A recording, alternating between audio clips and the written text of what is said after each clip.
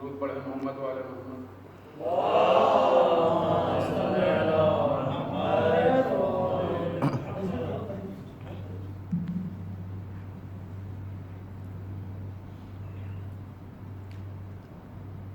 یہ کلام جناب زندگی کربلائی صاحب کا آج کی مناسبت سے ہم کو شرف ملا پڑھنے کے لیے درود پڑھیں محمد والے محمد میں.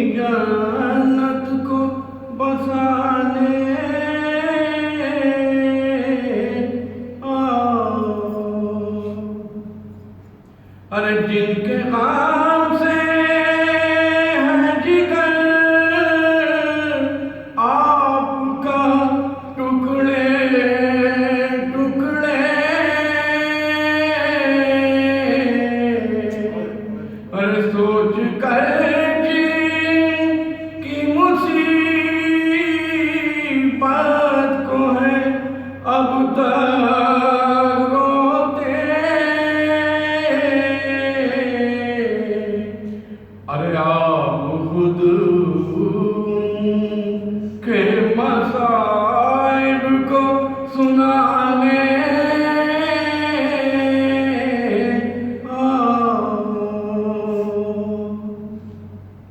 پھر سے اجڑی ہوئی جنت کو بسانے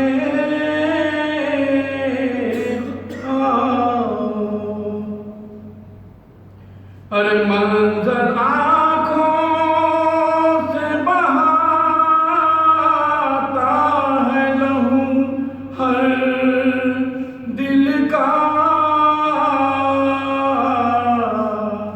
ہر دھوپ میں بھی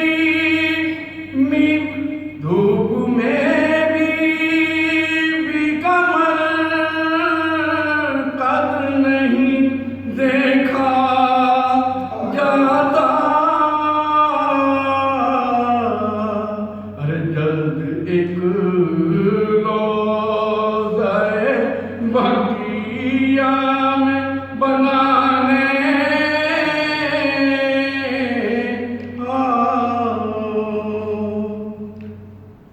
ارے کب تلک پردہ غیب میں یوں ہی روئیں گے ارے کب تلک ماں کی مصیبت پہ بلا تڑپیں گے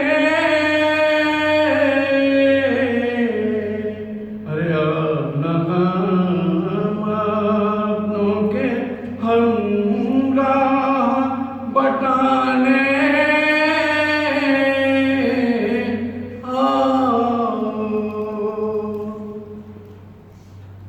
پھر سے اجڑی ہوئی جنت کو بسانے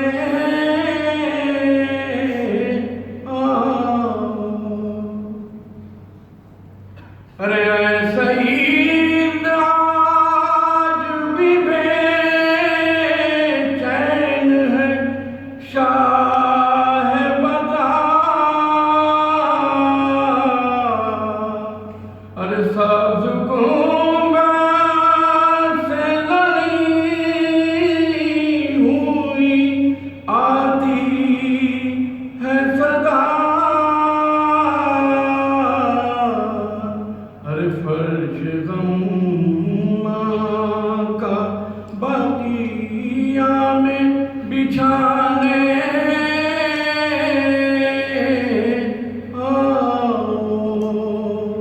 ارے پھر سے اجڑی ہوئی جنت کو بسانے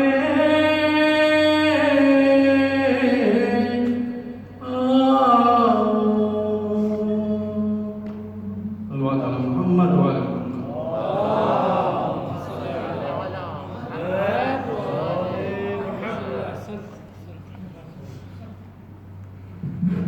ماشاء اللہ جزاک اللہ اجرکم اللہ شہزادی اس کرسی کو قبول فرمائے آخری حجت اپنی بارگاہ میں اس کرسی کو قبول فرمائے اور رئیس بھائی کی توفیقات میں پروردگار اضافہ فرمائے اور تمام حاضرین جہاں جہاں بھی آج اپنے وطن سے دور ہیں اور مصیبتوں میں مبتلا ہیں بیماریوں میں مبتلا ہیں پروردگار بی بی زہرا سلام اللہ علیہ کے تصدق سے ان سب کی پریشانیوں کو بیماریوں کو مصیبتوں کو دور فرما آئیے حضرات دامن وقت بہت تنگ ہے اور ابھی بعد میں اس کے بعد فوراً مجلس بھی ہے لہذا ہاں تھوڑا سا ڈسٹینس کو برقرار رکھیں ادھر آ جائیں تھوڑا اس طرف یہ جہاں گرین بتا دیں کہ گرین والا جہاں پر نشان لگا ہوا ہے وہاں پہ بیٹھیں اور ان سب چیزوں کا خیال بہرحال رکھنا چاہیے کیونکہ ہمیں جو سہولتیں مل رہی ہیں اسی بنا پر مل رہی ہیں اور یہ ذکر جو ہے اہل بیت علیہ السلام کے تصدق سے ہر جگہ ہو رہا ہے ورنہ جتنی سختی ہے ناممکن سی بات ہے لیکن یہ مولا کا معجزہ ہی ہے کہ ہماری عزاداری کبھی نہیں رکی کسی بھی طرح سے ہوتی رہی ہے. ایک نعرہ صلوات پڑھیں.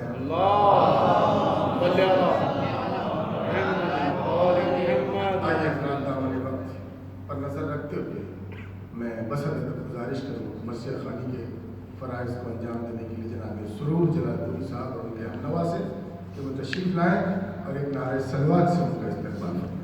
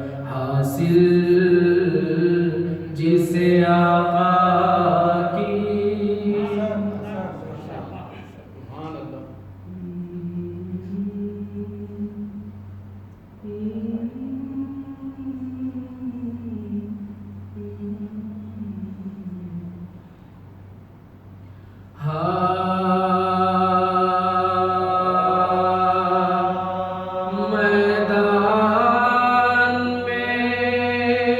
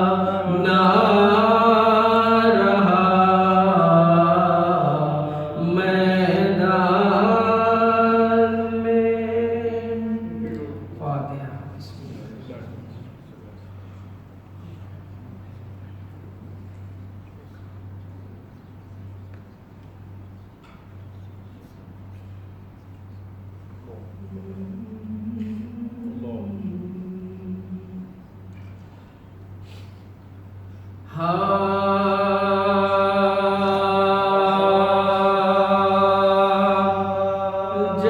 شاہ کم سپاہ کے یاور ہوئے شہید، جب شاہ کم سپاہ کے یاور ہوئے شہید، دل جن سے تھا کبھی وہ برادر ہوئے شہید، عباس قتل ہو گئے اکبر ہوئے شہید، ہاتھوں پر 6 مہینے کے اصغر ہوئے شہید، ہاتھوں پر 6 مہینے کے اصغر ہوئے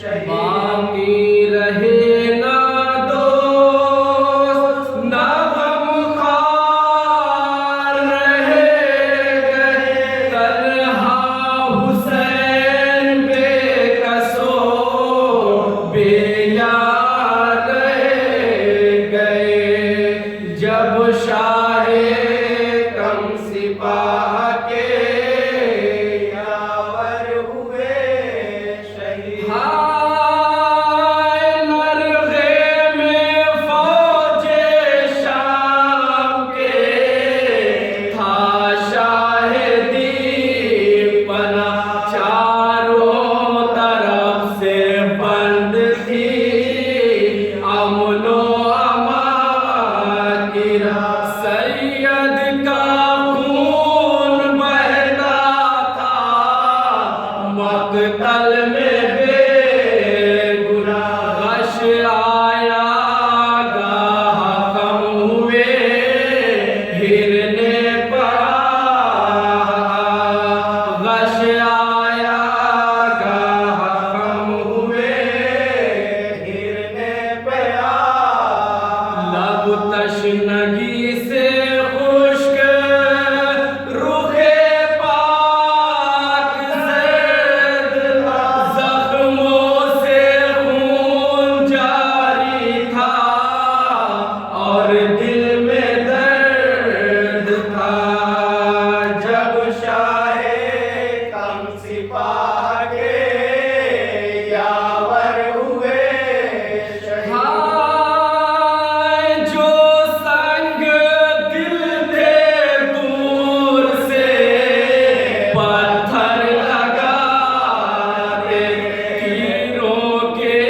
وار آگے ستمگر لگاتے، سنان و تیر مدختر لگا، آ کر قریب سے کبھی خنجر لگا، آ کر قریب سے کبھی خنجر لگا، تیغوں سے چاک چاک تھا جامہ حسین، ڈوبا ہوا تھا خون میں امامہ حسین کا، جب شاہ کم سپاہ کے یاور ہوئے شہید، ہائے ناگے گرے زمین پر شہنشاہ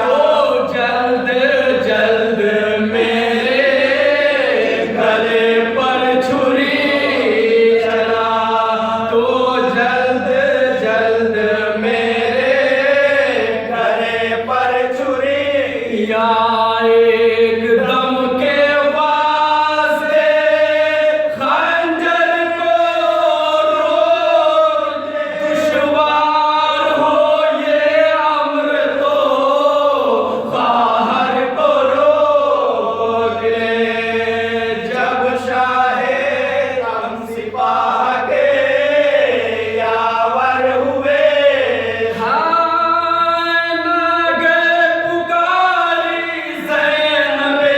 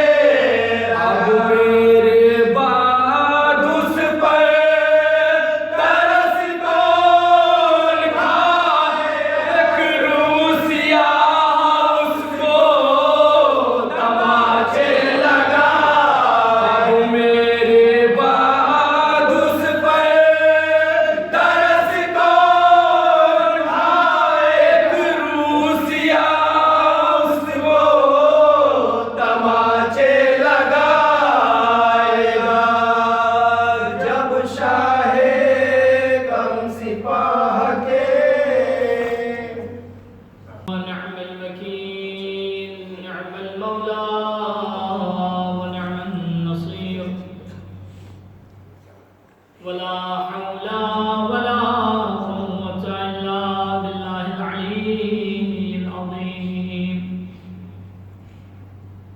أعوذ بالله من الشيطان الرجيم. بسم الله الرحمن الرحيم.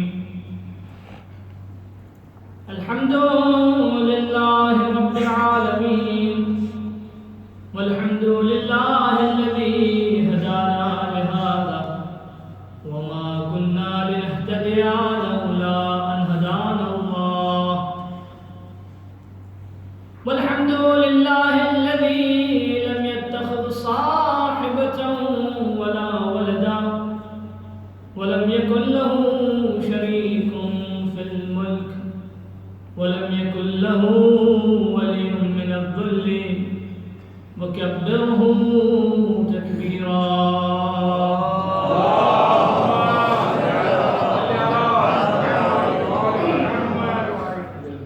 ثم الصلاة والسلام والتحية والإكرام على سيد بريته وأفضل خليقته محبوب رب المشرقين والمغربين جد الحسن والحسين مولانا ومولى الثقلين أبي القاسم المصطفى محمد.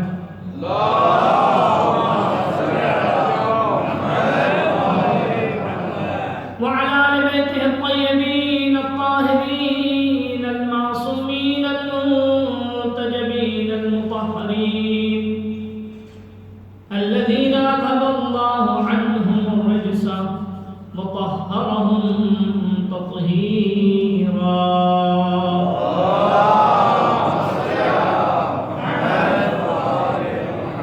لا سيما بقية الله في الأرضين وحجته على الخلائق أجمعين، واللعنة الدائمة الأبدية على أعدائهم أعداء الله أجمعين من يوم ظلمهم إلى لقاء يوم الدين. أما بعد، فقد قال الله تبارك وتعالى في كتابه الحكيم وقوله الحق وهو أصدق القائلين. أعوذ بالله من الشيطان الرجيم. بسم الله الرحمن الرحيم. قال موسى لقومه استعينوا بالله واصبروا إن الأرض لله يورثها من يشاء من عباده والعاقبة للمتقين. صدق الله وصدق رسوله الكريم والأئمة المعصومون. ذو محمد وآل محمد.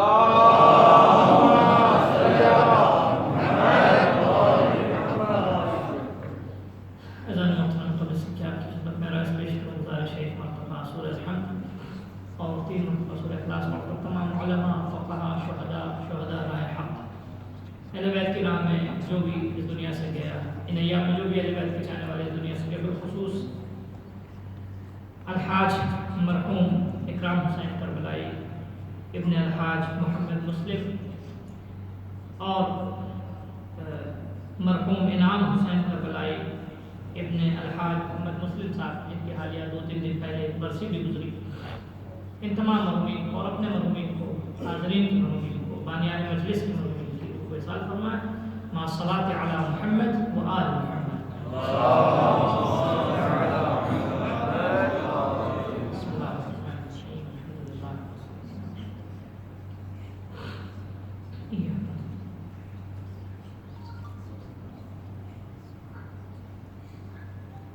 بسم اللہ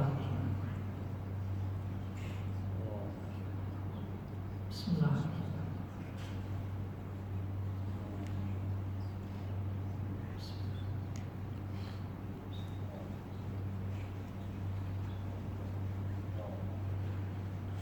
درود پر محمد و آل محمد.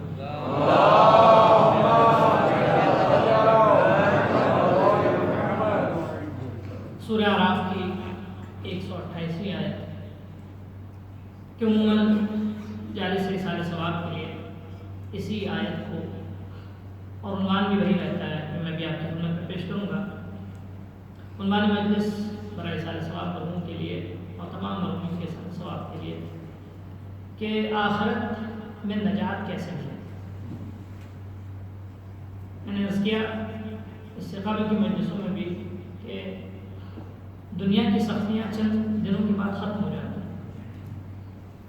انسان کبھی بھی اللہ کا صاف فیصلہ ہے قرآن مجید کا، اِنَّ مَعَ الْعُسْرِ یُسْرًا۔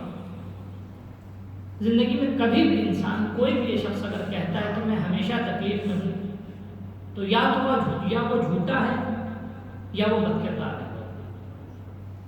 یہی دو سبب ہوتے ہیں۔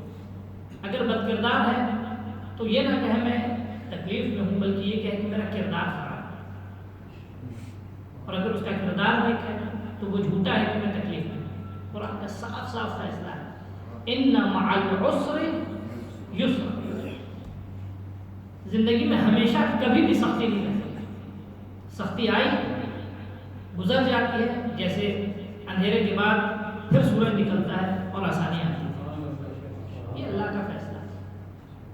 کبھی بھی زندگی میں جتنے بھی لوگ، یہ تمام حالات اللہ کا فیصلہ ہے۔ کبھی بھی کسی کی ایک حالت ہمیشہ باقی نہیں رہتی، مگر یہ کہ وہ اس شرط کے مطابق ہو کہ جو اللہ نے معین کی۔ مثال کے طور پہ ظالم یہ سمجھتے کہ ہمیشہ میرا اقتدار باقی رہے گا، تو ایسا ہرگز نہیں ہو سکتا۔ گنہگار یہ سوچ لے کہ میں ہمیشہ اس حال میں خوش رہوں گا، ہرگز ایسا نہیں ہو سکتا۔ ظلم کا خاتمہ، گناہ کا خاتمہ، اس کا انجام بہت بڑا ہوتا ہے۔ آپ نے دیکھا، میں آج کا حدیث آپ کی خدمت میں پیش کروں گا کہ جو قابل غور ہوگی، اس کو اپنے ساتھ رکھیے گا انشاءاللہ۔ دنیا میں چند لوگ بہت ظالم ہوتے ہیں، ان سے بڑا کوئی ظالم نہیں ہوتا۔ ظلم کی انتہا کرتے ہیں۔ ان میں سے فرعون، نمرود، یہ وہ لوگ تھے کہ جنہوں نے ظلم کی انتہا کی، لیکن اتنے بڑے بڑے ظالم کو اللہ نے اس خاموشی سے ختم کر دیا کہ ان کا اثر بھی ختم ہو گیا۔ فرعون کو اس طرح ختم کیا کہ وہ اپنی پکار بھی لوگوں تک نہیں پہنچا پایا۔ پانی میں ڈوب گیا، ڈوبنے والا شخص جو ہے لاکھ چیخے، اس کی چیخ کو کوئی سن نہیں سکتا۔ نمرود کو بھی اللہ نے اسی طرح ختم کیا۔ تو جتنے بھی ظالم ہیں، کبھی بھی ایک حالت ہمیشہ باقی نہیں۔ آج کے بھی نمرود، آج کے بھی حامان، آج کے بھی فرعون اپنے ہوش میں آتے ہیں کہ ان کا ظلم جو ہے، یہ مستی ان کی چند دنوں کے بعد ختم ہو جائے گی۔ اور اس قدر ذلیل و خوار ہوں گے وہ، میں اپنی مندر کی طرف دیکھ رہا ہوں، اس قدر ذلیل و خوار ہوں گے وہ کہ اپنا منہ چھپا نہیں پائیں۔ اب آپ سوچیے، جو شخص اپنے حمام خانے میں، اپنے حمام میں سونے کی ٹوٹیاں لگاتا تھا، وہ چوہے کے بل میں جا کر چھپا۔ اس سے بڑی عبرت تاریخ کو کیا مل سکتی ہے؟ تاریخ کے لیے اس سے بڑی عبرت ہے؟ 30 سال سے ایک بچہ جو ہے آنکھ بند کر کے بولے تو آج کے دن 30 سال نکل جاتا ہے۔ کتنا دن ہوا، کتنے خون بہا ہوئے، کتنے بچوں کو مارا، سونے، آپ سوچیے۔ تو جتنے بھی لوگ ہیں، یہ اللہ کا صاف صاف فیصلہ ہے۔ اور ہر فرد کو ضروری یہ ہے کہ جیسے نماز پڑھتے ہیں، روزہ رکھتے ہیں، فرائض انجام دیتے ہیں، ان تمام کاموں کے ساتھ ساتھ اللہ کے وعدوں پہ پورا یقین رکھیں۔ اس سے کیا ہوتا ہے، انسان کی ایمان کو کبھی کبھی کمزوری آتی ہے، حالات دیکھ کے، بیماریاں دیکھ کے، موت دیکھ کر ایمان سے۔ ابھی کیسے حالات خراب ہیں، فرض کیجیے خاص کر بڑے صغیر میں، ہندوستان میں، تو بہت سے لوگوں کے ایمان میں تذبذب ہے، بار بار آسمان کی طرف نگاہ جاری، بار بار آسمان کی طرف نگاہ جاری۔ لیکن اس چیز کو ذہن میں رکھیے گا، سب سے پہلے اللہ کے تمام وعدوں پہ یقین کامل رکھیں۔ اگر آپ کو یقین نہیں ہے تو اس سے پہلے جن لوگوں نے ان وعدوں سے فائدہ اٹھایا ان سے جا کے پوچھیں۔ جتنے بھی وعدے اللہ نے کیے، ہر وعدے کو اللہ نے پورا کیا۔ کسی بھی وعدے کو اللہ نے جو ہے بس شرط یہ کہ اللہ کا وعدہ کبھی کبھی ممکن ہے کہ ایک لمحے میں پورا ہو جائے، کلمح البصر او اقرب، اور کبھی کبھی ایک طول عمر چلی جاتی ہے، لیکن اللہ کا وعدہ پورا ہو سکتا ہے، لیکن وعدے کو پورا کرنے کی جو شرط ہے وہ ہم فراہم کریں گے، اور شرط اللہ نے ہمارے ہاتھ میں وہ آیت میں آپ کی خدمت میں پیش کروں گا۔ تو ایک اللہ کے جتنے بھی وعدے اللہ کبھی بھی اسے ٹکرائے نہیں، اللہ کے وعدوں پہ یقین۔ دوسری چیز کہ ہمیشہ تاریخ رہنے والی ہے، انما العسر یسرا، ہر سختی کے بعد آسانی ہے۔ تیسری چیز ہے کہ انسان کو اپنے اعمال کا جائزہ لینا چاہیے۔ کبھی کبھی تکلیفیں، درد، مشکلات اکثر امتحان ہوتا ہے اللہ کا، اور کبھی کبھی نتائج اور آثار ہوتے ہیں گناہوں کے۔ تو اس لیے انسان کو اپنا محاسبہ بہت کرنا چاہیے، ضرور ہے۔ اب میں اپنی منزل کی طرف آتا ہوں۔ قرآن کی آیت جو سورہ اعراف کی 128ویں آیت کہ سختیاں ہیں زندگی میں، تکلیفیں ہیں، پریشانیاں ہیں، تو یہ تکلیفیں، پریشانیاں، سختیاں گزر جائیں گی، لیکن اصل جو تکلیف جو ہمیشہ باقی رہنے والی ہے، جو ہمیشہ سمانا ہے، وہ آخرت کی تکلیف ہے، وہ قبر کی تکلیف ہے۔ انسان کو کوشش یہ کرنی چاہیے کہ اس تکلیف سے کیسے آزادی مل جائے۔ میں ایک روایت آپ کو پہلے ایک روایت کا حصہ ہے وہ پڑھتا چلوں، امام کاظم علیہ السلام کی تفصیلی روایت۔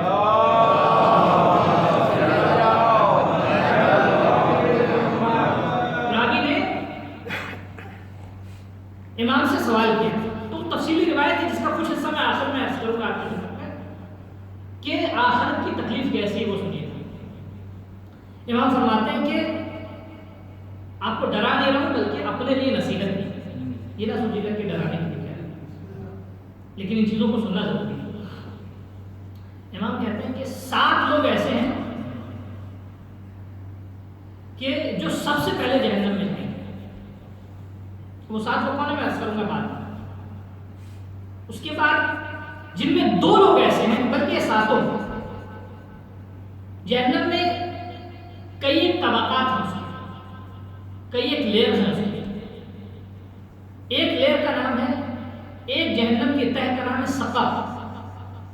قرآن مجید کہتا ہے ما سلککم فی سقر، جہنم میں جو لوگ جائیں گے اہل بہشت اوپر سے ان سے پوچھیں گے کہ تم سقر میں کیوں گئے، تو پھر وہ قرآن کی آیت ہے، آپ اس آیت کو دیکھیے گا، اور انہوں نے چند سبب بتائے کہ یہ ہم یہ نہیں کرتے تھے، یہ نہیں کرتے تھے، یہ نہیں کرتے تھے، اس لیے ہم سقر میں۔ تو جتنے لوگ بھی سقر میں جائیں گے ان میں 7 لوگ سب سے پہلے سقر میں جائیں گے۔ وہ کون 7 لوگ ہیں یہ میں عرض کروں گا بعد میں، پہلے سقر ہے کیا یہ سنیے، اور پھر اس سے اندازہ ہوگا کہ دنیا کی تکلیف کتنی جلدی ختم ہو جاتی ہے، اور دنیا کی تکلیف ہیج ہے۔ امام فرماتے ہیں کہ سقر جہنم کا وہ حصہ ہے کہ جس کی لہک اور دہک جو ہے اس کو اللہ نے کور کر رکھا ہے، چھپا رکھا ہے۔ اگر ایک ذرے سے ذرے برابر سوراخ کی مقدار بھر اللہ اسے سانس لینے کی اجازت دے دے، اللہ نے اسے اجازت نہیں دی، اگر ذرے برابر سوراخ جو ہوتا ہے اس برابر اگر اللہ سقر کو سانس لینے کی اجازت دے دے تو دنیا کا ایک ذرہ بھی باقی نہیں رہے گا مگر یہ کہ جل کے خاک ہو جائے گا۔ اسے کہتے ہیں سقر، اسے کہتے ہیں سقر۔ اس کے بعد اس دہتی آگ میں اللہ نے وہ لوگ جو اس میں ڈالے جائیں گے، وہ لوگ جو اس میں ڈالے جائیں گے اس دہتی آگ میں، ان دہتی آگ کے ساتھ ساتھ اللہ نے ایک زہریلے سانپ کو بھی، افعی کہتے ہیں اژدہا، ایک اژدہے کو اس میں رکھا ہے کہ جو مسلسل اس کی آگ نہ صرف آگ کی خاصیت ہے، آگ اتنی بدبودار ہوگی، اتنی تکلیف دہ ہوگی، اتنا تعفن ہوگا اس میں کہ اس میں جو لوگ آگ سے جلیں گے اس کے ساتھ ساتھ صرف اس کا تعفن جو ہے وہ مرنے کے لیے کافی ہوگا اور اذیت کے لیے کافی ہوگا۔ اور جو اس میں جو افعی ہے، اژدہا ہے، وہ مسلسل انہیں ڈسے گا اور جلیں گے یہ مرنے کے بعد، جب مر کے جل یعنی جب جل کے بالکل خاک ہو جائیں گے تو قرآن کی دوسری آیت کہتی ہے کلما نضجت جلودہم بدلناہم جلودا آخر. جیسے ان کی کھا دی مرنا ہوتا ہے، آدمی کو کاٹ دیجیے مار دیجیے تو آدمی مر جائے، سانس ختم ہو جائے. اس میں اتنی تکلیف کے بعد بھی مرنا چاہیں گے بھی تو موت نہیں آئے، کیونکہ ملک الموت کو اللہ وہاں سے ہٹا دے. اس کے بعد جب جل کر جیسی کھاد جل جاتی ہے تو اس کا سینس ختم ہو جاتا ہے، احساس ختم ہو جاتا ہے. جیسے احساس ختم ہوتا ہے تکلیف نہیں ہوتی. ٹھیک ہے، خدا پھر ایک نئی کھاد عطا کرے گا، نئی پوست عطا کرے گا کہ پھر اسی طرح جلے اور تکلیف کا احساس کرے. تو کیا کریں، یہ ہے سقر. اب اس میں کون لوگ ڈالے جائیں گے میں اس کروں آپ کی خدمت میں. اب بتائیے آخرت کا عذاب سخت ہے یا دنیا کی سختیاں آسان؟ یہ ایک سفر ہے. خدا ہم سب کو اس آخرت کے عذاب سے بچائے. تو اس کی آیت میں بتا دوں، پھر اس کے بعد نجات کے کیا کیا راستے. وہ 4 چیزیں آپ کی خدمت میں عرض کریں. ایک سوال پڑھ دوں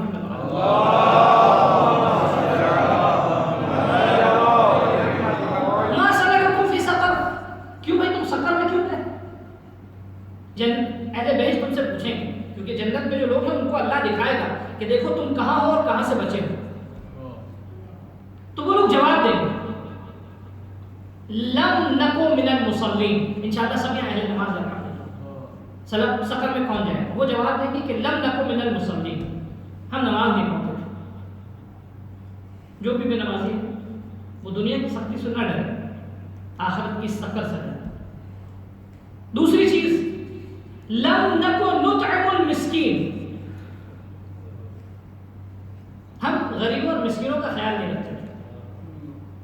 عزیزوں پہلے عرض کرتا، میں نے 12 عرض کیا، غریبوں اور مسکینوں کے لیے پیسے سے زیادہ دل چاہیے. پیسے کی کثرت سے زیادہ دل چاہیے. آپ کو پیسہ نہ ہو کوئی مسئلہ نہیں، جس کے پاس پیسہ نہ ہو دل ہو تو وہ اگر خود نہیں دے گا تو کہیں نہ کہیں سے ضرورت مند کے لیے راستہ فراہم کرے گا. مسکینوں کے لیے پیسہ نہیں چاہیے. بہت سے لوگ پیسے والے ہیں لیکن جیب تک ہاتھ نہیں جاتا. پیسے سے زیادہ دل چاہیے. کنا لم نکن نطعم المسکین، ہمارے سامنے لوگ بھوکے مر رہے تھے، ہمارے علاقے میں لوگ بھوکے مر رہے تھے، ہمارے گھر کے اطراف میں لوگ بھوکے مر رہے تھے. ٹھیک ہے، لیکن ہمارے دل میں کوئی احساس کی کروٹ ہی نہیں تھی، ہمیں تکلیف ہی نہیں ہوئی، ہم نے کبھی کوشش ہی نہیں کی. مقدار ضروری نہیں ہے. اگر آپ ایک شخص کا پیٹ بھر سکتے ہیں، ایک گھر کا پیٹ بھر سکتے ہیں، کم سے کم اللہ کے سامنے آپ کے ایک شخص کو تو لے جا سکتے ہیں. خدایا میں شاید کا مقدار نہیں، میرے پاس جو تھا میں لے کر آیا. تو لم نکن نطعم المسکین، ہم مسکین کو کھلاتے تھے، مسکین کی غربت پروری نہیں کرتے تھے. جب جو بھی میرے پاس تھا میں نے اس کا خیال کافی تھے. وَكُنَّا نَخُوضُ مَعَ الْخَائِضِينَ، جو لوگ جھوٹ، گناہ، مکر، فریب، غیبت، تہمتوں میں رہتے تھے ہم ان کے ساتھ رہتے تھے، ان کی شاباشی کرتے تھے. یہ 3 بنیادی سبب ہے حضور سقر میں جانے کا، یعنی عام لوگوں کے لیے. اب اور کو کون کون سے جائیں گے یہ اصل میں انشاءاللہ روایت آپ کی خدمت میں کروں گا. شاید پوری روایت نہ پڑھ پاؤں، کچھ حصہ آپ کی خدمت میں کروں گا. اس کا ایک سوال پڑھوں گا.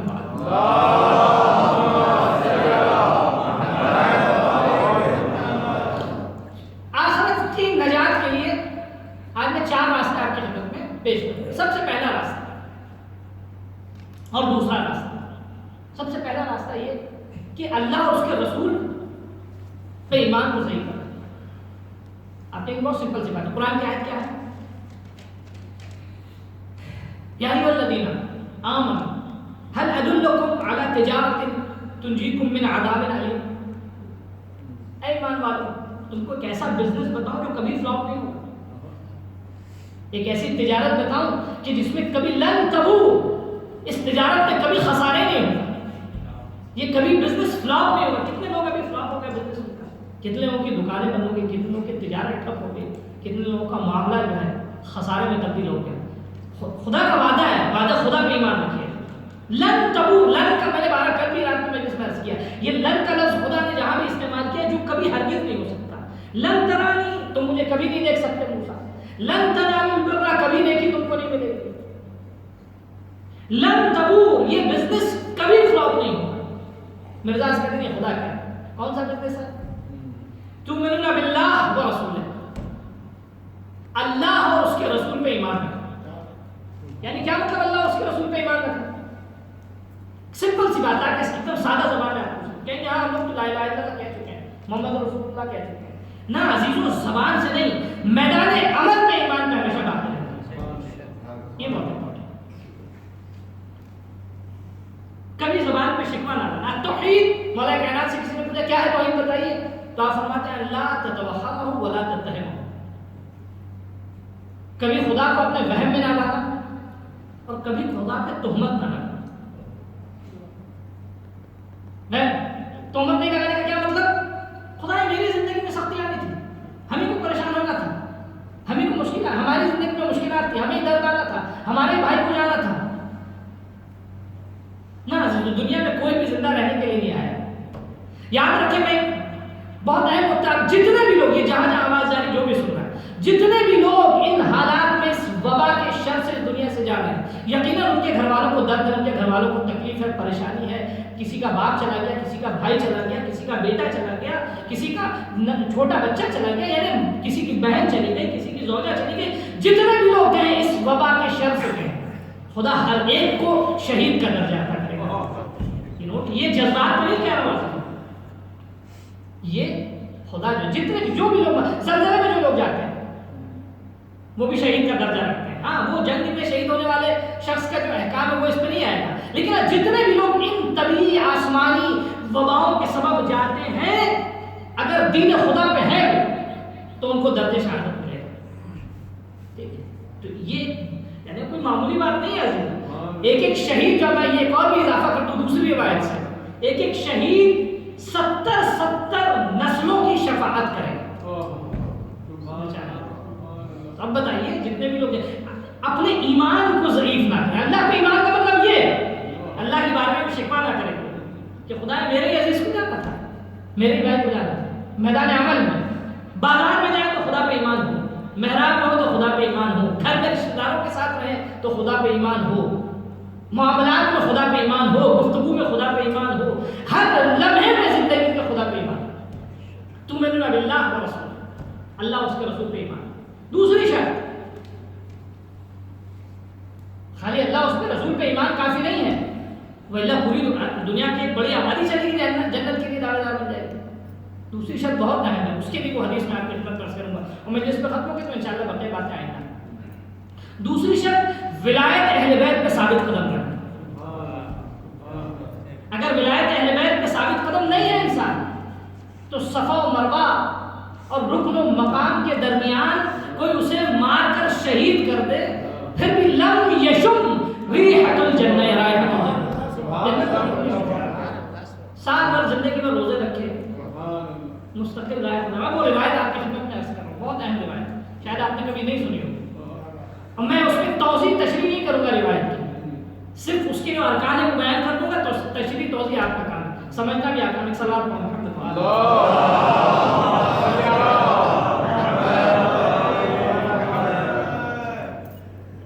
امام باقر علیہ السلام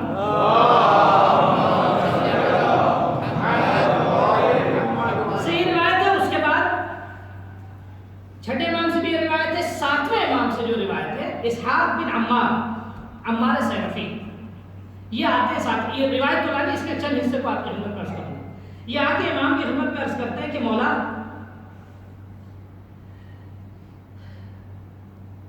آپ کی جد سے ایک روایت سنی ہے. کیا روایت ہے کہ راوی نے پوچھا کہ سب سے پہلا شخص جہنم میں کون جائے گا؟ تو امام نے فرمایا کہ سب سے پہلے ابلیس جائے گا. اور حساس روایت ہے عزیزوں، سمجھنا آپ کا کام ہے. میں تشریح کی ایکسپیکٹیشن اسے نہ رکھیے گا، تو توقع نہ رکھیے کہ میں تشریح کروں. ہمیں سب سے پہلے ابلیس جائے گا اور 2 لوگ جائیں گے. تو اب راوی جو ہے وہ یا تو ہمارا جیسا مزاج رکھتا تھا، لیکن اس کی کیوریوسٹی جسے کہتے ہیں نا کہ بھئی قریب یہ 2 ہیں. ٹھیک ہے، تو اسحاق بن عمار سیرفی جو ہیں کہتے ہیں میں نے امام کاظم علیہ السلام کی خدمت میں کہا کہ مولا وہ دونوں کون ہیں ذرا بتائیے. دیکھیں امام بھی جو ہے وہ کیا نام ہے اپنے زمانے میں حکمت کمال میں نبی کا جانشین ہوتا ہے. کوئی بھی بات امام ایسی نہیں کریں گے کہ جس سے کل تاریخ اس سے سوء استفادہ کر سکے. ہاں لیکن جتنے بھی عقل مند ہوں گے وہ سمجھ جائیں گے. آپ کوئی بھی بات کہیے یہاں کسی کے سامنے, اگر آپ صاحب شعور صاحب عقل ہیں ٹھیک ہے, تو آپ کا خطاب وہی سمجھے گا جو عقل رکھتا ہے. امام نے یہ خطاب عقل مندوں کے لیے کیا, جس کے پاس عقل ہوگی وہ سمجھ جائے گا. تو مولا یہ بتائیے کہ وہ دونوں کون ہیں؟ میں نے تو بہت کچھ سنا ان دونوں کے بارے میں, میں چاہتا ہوں آپ بھی بتائیے. تو امام نے مستقل کنارے سے بات کی, کہا کہ پہلے کی مثال جو ہے وہ بنی اسرائیل کے گوسالے کی ہے, اور دوسرے کی مثال سامری کی. سامری نے گوسالے کے ذریعے تو لوگوں کو گمراہ کیا تھا, ٹھیک, گوسالے میں آواز جان دی تھی, وہ بول رہا تھا, اور بنی اسرائیل گمراہ ہو گیا. جناب اسحاق بن عمار سیرفی کہتے ہیں کہ مولا تھوڑی اور وضاحت کر دیں. فرماتے ہیں کہ امام فرماتے ہیں قسم خدا کی ان دو لوگوں نے کچھ لوگوں کو مسیحی بنایا, کچھ لوگوں کو یہودی بنایا, کچھ لوگوں کو مجوسی بنایا. عمار سے اسحاق کہتے ہیں, اسحاق بن عمار کہتے ہیں مولا تھوڑی اور وضاحت کر دیں. تو جو چاہتا اب سنیے امام نے جو وضاحت کی یہ بہت امپورٹنٹ ہے. اس کے بعد اب شاید ضرورت نہیں تھی کچھ اور پوچھنے کی. امام فرماتے ہیں کہ تین لوگ ایسے ہیں, تین گروہ ایسا ہے کہ خدا کبھی بھی ان کی طرف نگاہ رحمت سے نہیں دیکھے. تین گروہ ایسے ہیں. ان تین گروہ میں یہاں ان کا اخلاقیات سے تعلق نہیں ہے, ان کا اعمال سے تعلق نہیں. تین گروہ وہ ہیں کہ جن کا تعلق عقیدے سے. تو جو چاہتا کبھی بھی خدا ان کی طرف نگاہ رحمت سے نہیں دیکھے گا, کبھی بھی خدا انہیں پاک نہیں کرے گا, اور ان کے لیے اللہ نے دردناک عذاب کو مہیا کر رکھا ہے. جناب اسحاق کہتے ہیں خدا آپ پہ میں فدا جاؤں مولا, خدا آپ کو میرا فدیہ قرار دے, بتا دیجیے کون ہے. بھی احساس ہے. امام فرماتے ہیں کہ وہ شخص کہ جو اللہ کی طرف سے مقرر کردہ امام کی امامت کا انکار کرے. وہ شخص جو اللہ کی طرف سے مقرر کردہ امام کی امامت کا انکار کرے, یا وہ شخص کہ جسے امامت نہ ملی ہو خدا کی طرف سے اور وہ امامت کا مدعی ہو جائے. بس ختم ہو گئی بات. تو اب کیا چاہیے صاحب, امام سے کیا پوچھنا. اب تاریخ سب کچھ سال یعنی سمجھیے 300 سال کہیے 1400 سال کہیے, پوری تاریخ کا خلاصہ امام کاظم علیہ السلام نے اس دو جملے میں کر دیا کہ جس کو اللہ کی طرف سے امامت نہ ملی ہو, وہ امامت کا دعوے دار ہو, تو ہرگز خدا اس کی طرف نگاہ رحمت نہیں کرے گا. عزیزوں, جس کو رحمت نہیں ملتی تو اس کو رضا بھی کبھی نہیں میسر ہو سکتا. ایک سوال پڑھا محمد والا.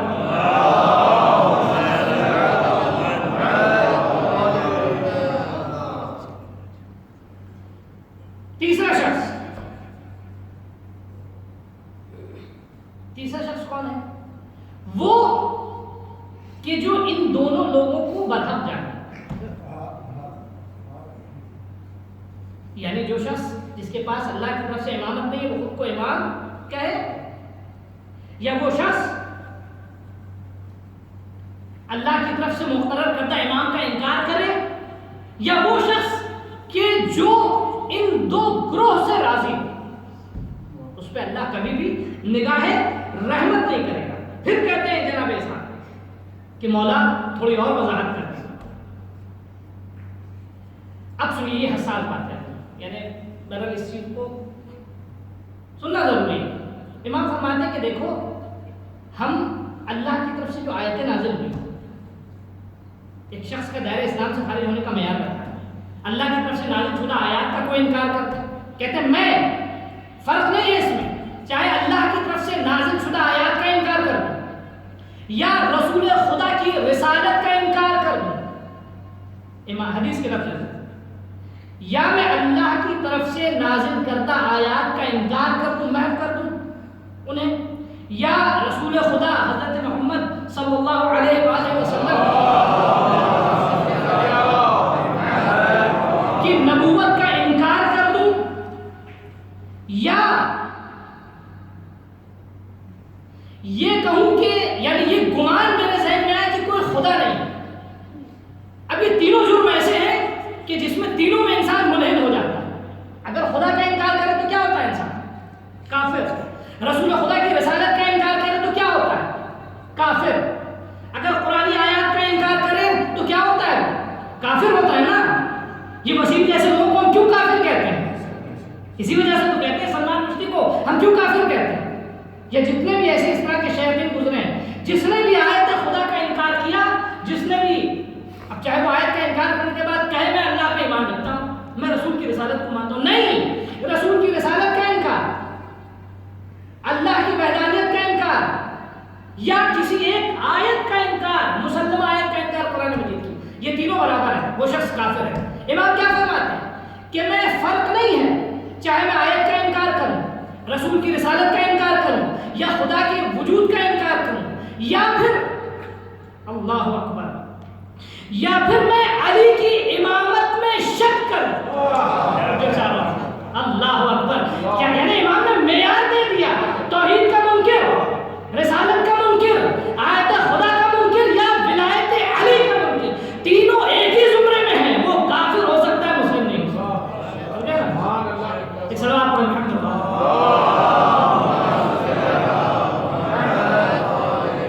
اب نہیں سمجھ, اب شاید کسی چیز کی ضرورت ہی نہیں, امام نے معیار دے دیا. تو آخرت کی نجات کے کیا, بس میں مجلس ختم کروں, آخرت کی نجات کے لیے کیا ہے, ہمیں سقر سے بچنا ہے, اس کے لیے ہمیں جو کوشش کرنی کرنی انشاءاللہ. اور وہ تین قرآن کی آیت کو پڑھیے گا, دیکھیے گا, گوگل میں سرچ کیجیے گا کہ قرآن میں سقر کا لفظ کہاں, کون کون سے لوگ سقر میں جائیں گے. اللہ ہمیں شر سے محفوظ رکھے انشاءاللہ. اذان ہوتا ہوں, بس چند جملے مسائل کے. جمعہ کا دن ہے, آج تاریخ کون سی ماننا, 9 شوال. میں آپ سے سوال پوچھوں, کسی گھر میں اگر کسی کا انتقال ہو جاتا ہے تو دوسرے دن اس گھر کے کیا حال رہتا ہے؟ جمعہ کا دن, چلیے امام زمانہ کی بارگاہ میں چلتے ہیں.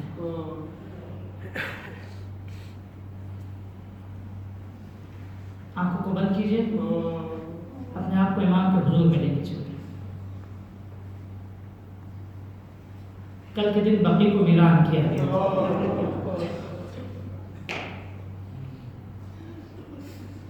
امام زمانہ میں چلتے ہیں, کہتے ہیں مولا معافی چاہیں کہ ہم آپ کی خدمت میں تعزیت پیش نہ کرتے.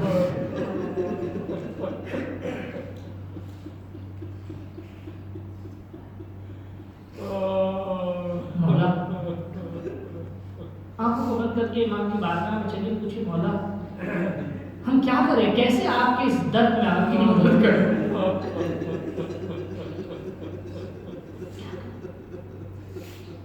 مولا ہمیں تو آپ کے جد علی مرتضیٰ کا ایک جملہ یاد آتا ہے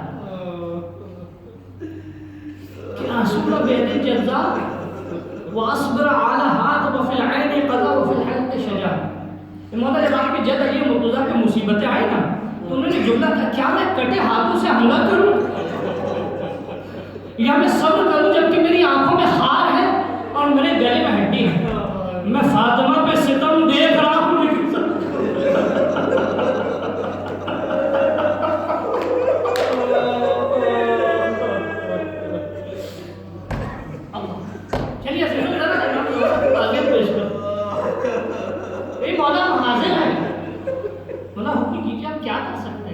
ہم تو ایک اینٹ بھی نہیں لگا سکتے بقی کی ویران قبروں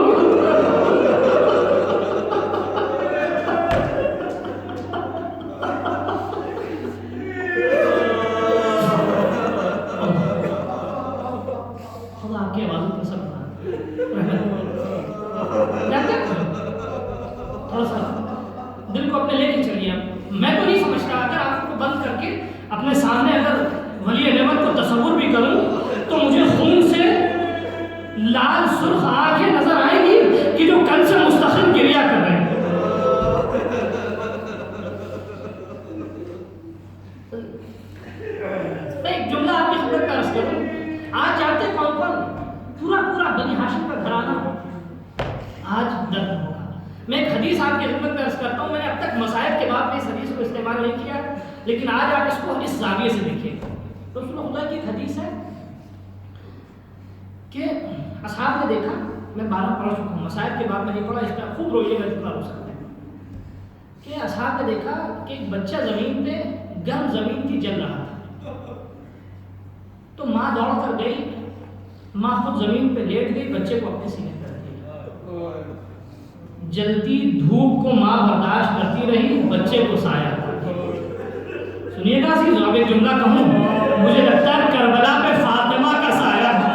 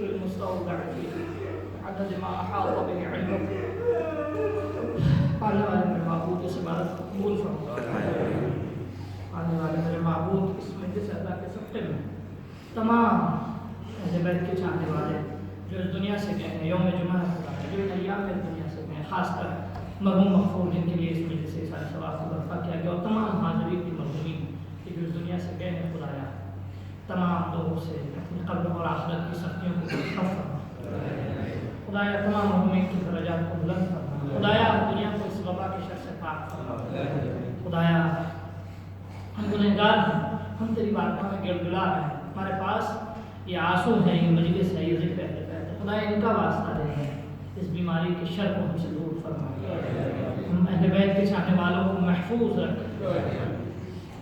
خدایا ہماری اس بیماری سے محفوظ رہنے کو اور ہمارے تحفظ کو دنیا کے لیے ایمان اور ہدایت کا ذریعہ قرار دے، والد معبود حق کی راہ میں جتنے بھی انقلاب ہونا خدایا ان تمام انقلابوں کو باقی رکھ، خدایا تمام ظالموں کو ذلیل و خوار و رسوا فرما، تمام مظلوموں کی حمایت فرما۔ فلسطین، پالستین، بحرین، یمن، دنیا میں جہاں بھی اہل بیت کے چاہنے والے مظلوم ہیں، ظالموں کو ستم میں ہیں، جس طرح کا بھی ستم ہے، خدایا ان سے ستم کو دور فرما۔ خدایا علماء حقہ کو طول عمر، صحت و سلامتی، عافیت عطا فرما۔ انقلاب جمہوری اسلامی ایران، عراق کے عراق میں جتنے بھی انقلاب ہیں خدایا ان کو امام زمانہ کے انقلاب سے متصل فرما، امام کے ظہور میں تعجیل فرما، ہمیں ہماری نسلوں کو امام کا عاشق، ناصر و مددگار بنا۔ ربنا تقبل منا انك انت السميع العليم وتب علينا انك انت التواب الرحيم۔ گزارش ہے مرتبہ سورہ الحمد، 3 مرتبہ سورہ اخلاص کو تمام علماء، فقہاء، شہداء رائے حق، اپنے مرحومین، حاضرین مجلس کے مرحومین، بانیان مجلس کے مرحومین، بالخصوص جناب مرحوم اکرام حسین، الحاج اکرام حسین کربلائی ابن الحاج محمد مسلم صاحب، اور مرحوم انعام حسین کربلائی ابن الحاج محمد مسلم صاحب کی، اور تمام مرحومین اور اہل بیت کے چاہنے والے جو دنیا سے ان کے اوپر ساتھ۔